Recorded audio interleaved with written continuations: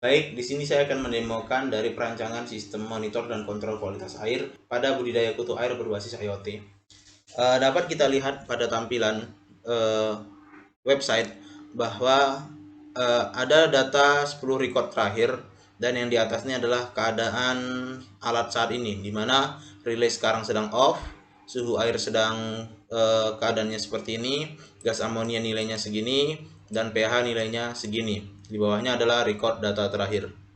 Selain itu, ada juga terdapat input sensor. Ini pada bagian inilah di mana user dapat menginputkan untuk perubahan nilai pada threshold yang ada. Seperti contohnya suhu. Di sini kita rubah menjadi misalnya 28. Oke, nanti akan berubah gas amonia, nah pH, dan waktu update. Lalu untuk rekap data. Rekap data ini adalah semua data update yang dikirimkan oleh sistem ke dashboard, sehingga dalam setiap satuan waktu tertentu akan terupdate pada rekap data ini, di mana semua data-data monitor itu dapat dipantau di sini.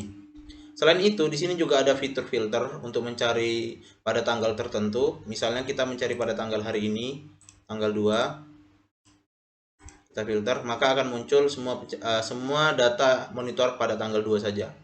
Dan juga ketika ingin mengembalikan tinggal diklik reset. Dan juga ada fitur export to Excel, di mana nantinya akan menjadikan filenya menjadi Excel. Dapat kita lihat. Nah, ini adalah semua data, ini adalah data monitor yang ada. Seperti itu. Selain itu ada juga data log. Untuk fiturnya kurang lebih sama, menyimpan semua nilai data yang ada, tanggal, filter, dan export Excel. Cuman perbedaannya antara rekap data dan data log. Rekap data itu adalah pengiriman data setiap satuan waktu tertentu sesuai batasan threshold yang ditentukan oleh user.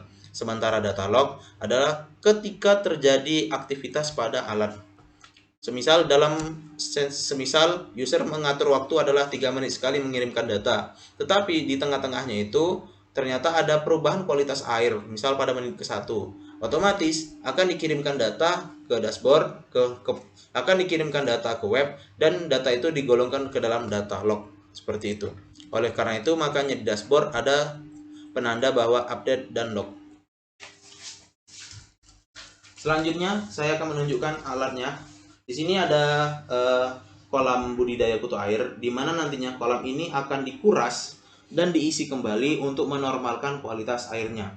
Nah, untuk mengukur kualitas airnya menggunakan 3 sensor, sensor gas amonia, sensor suhu air, dan juga sensor kadar pH. Di sini saya menggunakan trigger berupa larutan pH, mulai dari asam, netral, dan basa, dan juga air, panas, dan normal.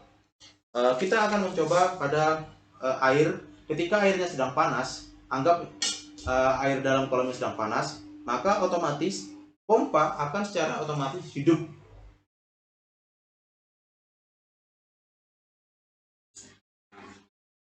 Nah, ada delay 10 detik, di mana delay itu adalah delay pengiriman data log kepada sistem. Seperti itu.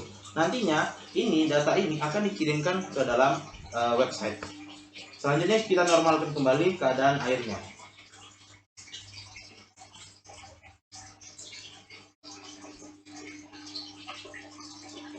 Baik, di sini sudah tertulis suhu air sekarang 30 derajat Celcius.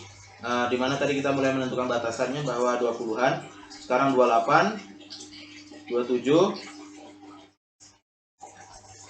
Nah, jadi suhu air ini adalah 27 derajat Celcius, dan artinya itu berada dalam batasan threshold yang ada. Apa yang terjadi? Artinya kualitas air dalam kolam bersuhu 27, dan otomatis pompa akan mati dan tidak menguras ataupun mengisi kembali. Ini adalah air sisa-sisa yang ada pada pompa. Begitu juga yang terjadi apabila di-trigger pada gas amonia dan sensor pH. Selanjutnya saya akan mendemokan sensor pH apabila kita mengetesnya pada larutan yang sedang asam misalnya. Ini saya cemplungkan ke larutan yang asam. Di sini tampak pada monitor nilai pH mulai menurun dari 7 menjadi 6, mulai menjadi 5, dan seterusnya. Selain itu, data akan dikirimkan juga kepada web. Nah, di sini di web juga tertulis bahwa keadaan relay sekarang sedang on. Kenapa? Karena nilai pH-nya sudah menjadi 6,54. Nah, selanjutnya kita normalkan kembali menjadi pH normal.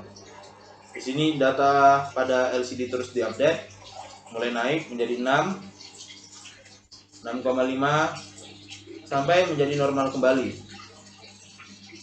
Nah, di sini juga dapat dilihat pada dashboard bahwa keadaan relay sekarang sudah mulai off. Di sini sudah off dan alat sudah off. Di sini juga tertulis bahwa pH-nya adalah 8,18. Baik, selanjutnya saya akan mendemokan Telegram bot yang sudah dibuat pada sistem kali ini. Di sini saya menggunakan handphone yang sudah mengakses Telegram bot. Langsung saja di sini saya akan mula-mula melakukan cek sensor terlebih dahulu. Nah, di sini sudah tampil nilai sensornya. Selanjutnya saya akan mencoba untuk menghidupkan relay. Nah, di sini tertulis bahwa sedang berada di mode otomatis sehingga kita harus beralih ke mode manual terlebih dahulu. Selanjutnya saya akan mencoba mengakses mode manual. Nah, setelah mode manual hidup akan ada notifikasi yang mengatakan bahwa mode manual telah diaktifkan. Lalu saya akan menghidupkan relay. Nah, akan terlihat bahwa pompa sudah hidup secara otomatis, di mana air mulai mengisi dan mulai menguras kembali. Selanjutnya saya akan mencoba mematikan relay. Baik, telah terlihat di sini bahwa relay telah mati sebagaimana yang dimatikan melalui sistem Telegram bot. Selanjutnya saya akan mencoba menghidupkan lagi.